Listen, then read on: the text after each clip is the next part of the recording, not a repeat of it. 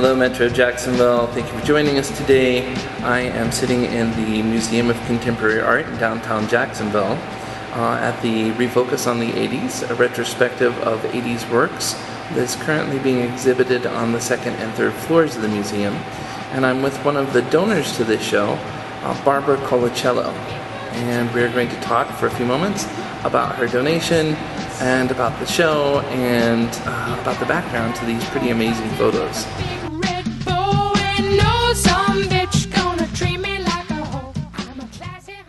This is a really exciting exhibit. It's got a lot of energy, a lot of wonderful work. I was happy to be able to donate my Warhol photographs that were taken during the 70s.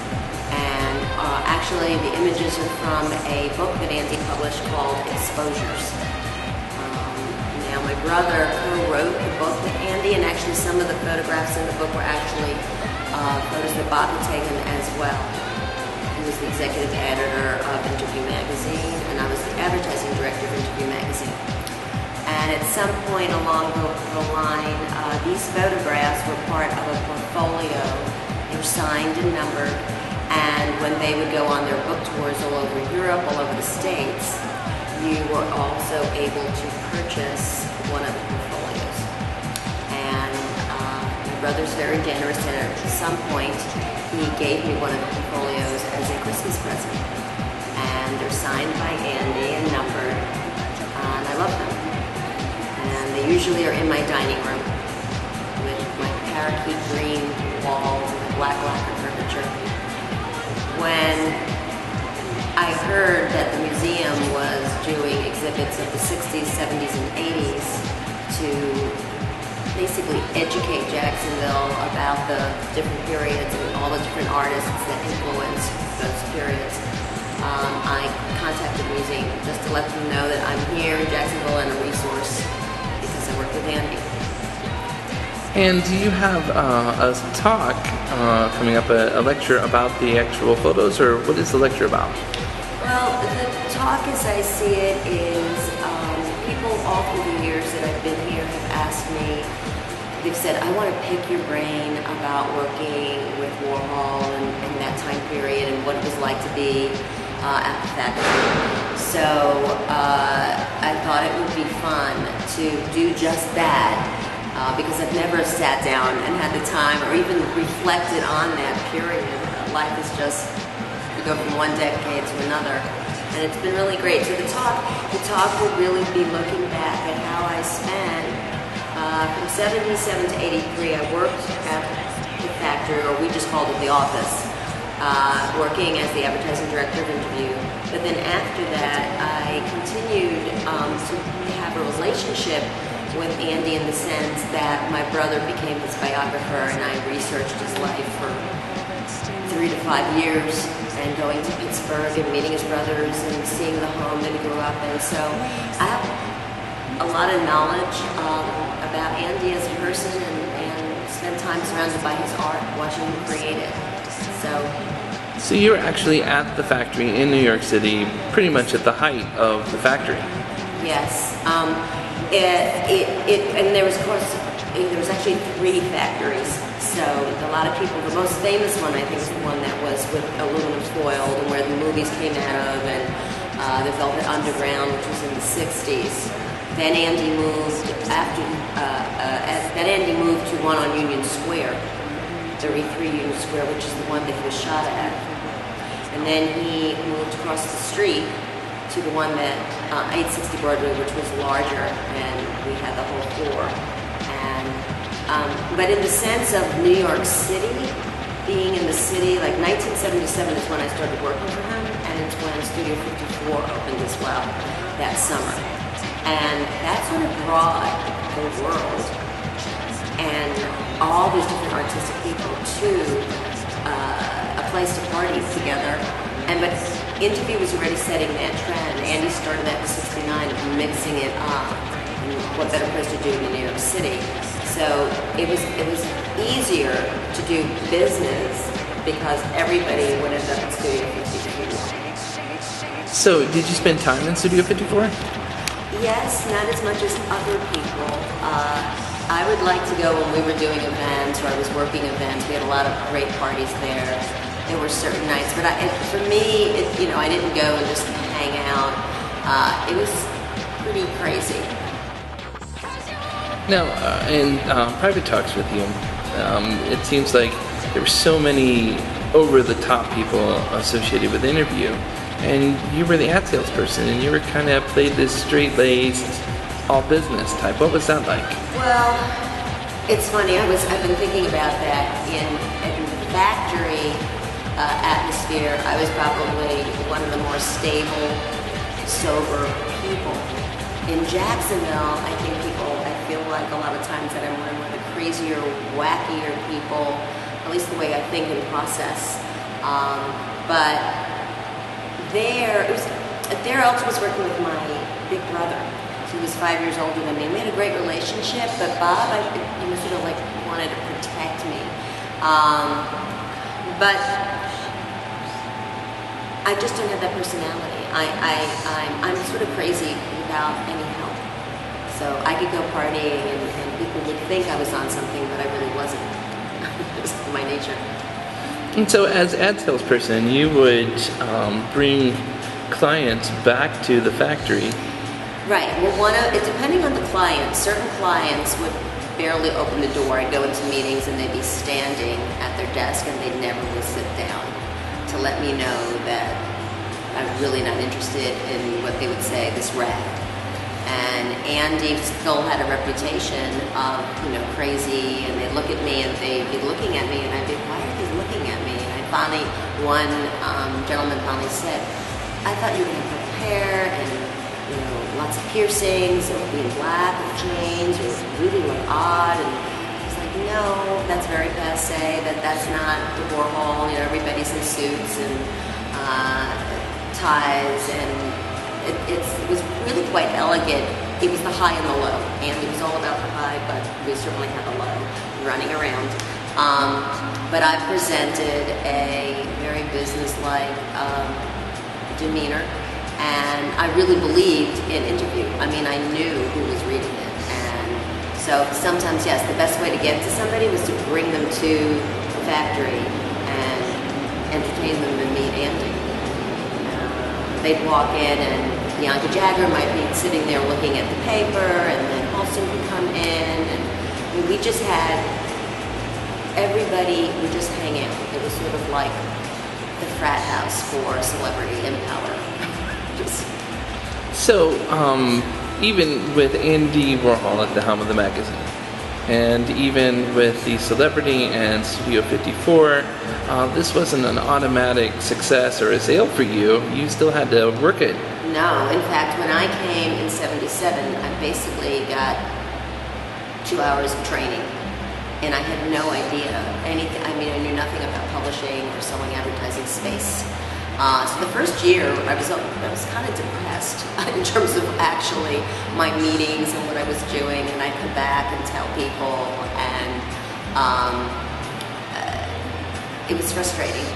But we decided to do a Mark Clements research. That was one of the people that you could go to.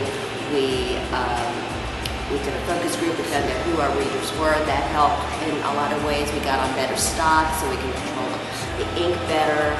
We were also getting incredible editorial. It was really, really mixed up. So I was very vocal in explaining what we were doing. So, and then at nighttime, Andy, Fred, and Bob, Fred Hughes and my brother Bob and Andy, they would be seeing everybody and bringing interview everywhere. Andy and I would go down to Wall Street, and I'd embarrass him because I'd be hawking the paper. Andy Warhol get his autograph, and he'd be like, he'd get all upset. And then at the end of the day, though, we've had sold a lot of papers, and he'd be signing up people for subscriptions because they open up the paper and actually show them and go, gee, we should take you everywhere. And Andy was a bit mercenary himself, like anything to make the sale, right? No one, that was the whole thing. When you have a boss that works all the time, it was hard to say, I'm tired, I don't want to do that. He was always on the move, and he was painting and supervising everybody and all the dramas, and it was exhausting. I did not have the nightlife that, say, my brother had, but Andy just never stopped. He never stopped. And I think you were giving us an anecdote about Andy feeling like maybe you could flirt a little bit more or be more available for sales. Yeah, Andy really left me alone a lot. He would just suddenly pass my desk and say, "Gee, Babs, if you were wearing high heels that you could get from the advertisers and trade for them, and you went to the agencies at 5 o'clock at night and asked those guys out for a drink, and you could take them to restaurants that we have trades at, then you'd really get, big ad. Then we'd get the, 12-month contracts." And I'd say, "Andy, if I have to do that, then I really don't know how to sell the paper." But then he'd go to my brother and tell him that I was lazy.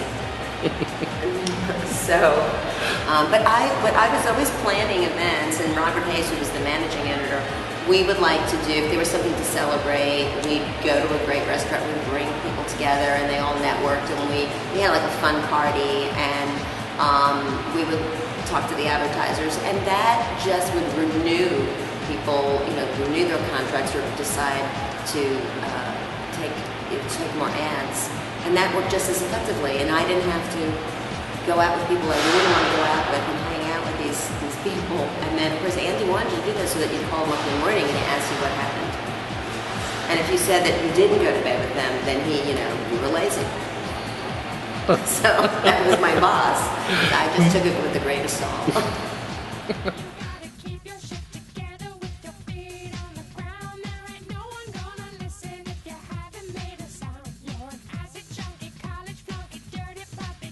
So we would do these soirees, and my former husband and I he was a musician and a songwriter, and I also sang and write songs, and we would invite other artists in town to come to the house, and it was never rehearsed. I would just find out what everybody was doing, put it in order, and it just totally took off. The first time we did it, there were total strangers in my house. I had no idea. Everybody had brought somebody, and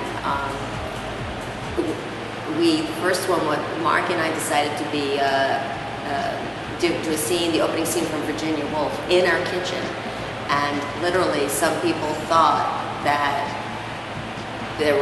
this couple was having a fight. They didn't know that it was part of the show. So we did at least 20 of them, and sometimes, Spiller Vincent Gallery invited us to do some there, and people would have them in our home. So we would sometimes get 200 people, and we put together by hand invitations, make them artsy, whatever. My son Matthew would help me design them, and we'd be gluing. We number them. We had a lot of fun. We made films for them. I love doing them. Now, Barbara, you and I sat in the lobby of this place when the only habitable floor was the first floor, during one of the first gallery crawls downtown. Yeah. And you've been involved in some way or another with this museum since 99, 2000? Well, because when I first worked here, I worked with Superstock, and I was, Mark, my husband, was there, ended up being in advertising sales for them. I was in the fine arts, did research for them. So the owners, and there was visual stock photography, they were involved when we were at the museum. Was in Art Museum Drive. Mm-hmm. So Superstock did events there, and I would go to things, and I remember the Shapuli exhibit. And so really since that time, I was involved.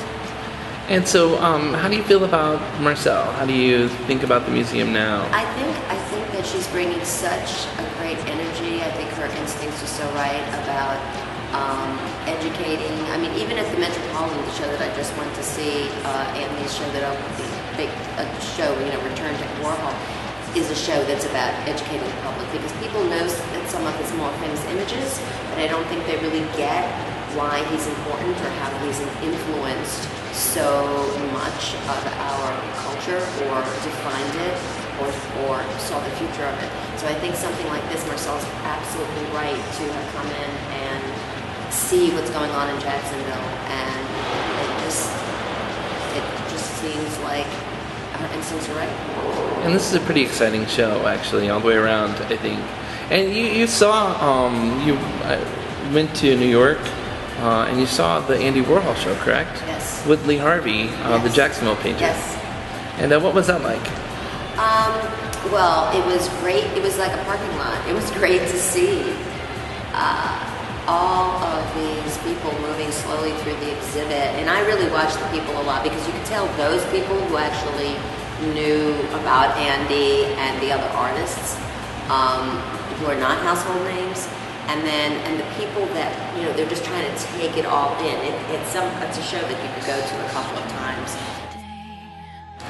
So Thursday night, the 11th, the talk is at 7 o'clock in the theater at the museum. It's free. First come, first serve, so you may want to come early. I think that we're going to get a really good mix of people. And we'll have a slideshow and a Q&A afterwards. Thanks for watching Metro Jacksonville, and I hope to see you at my talk on Thursday at 7 o'clock at the museum.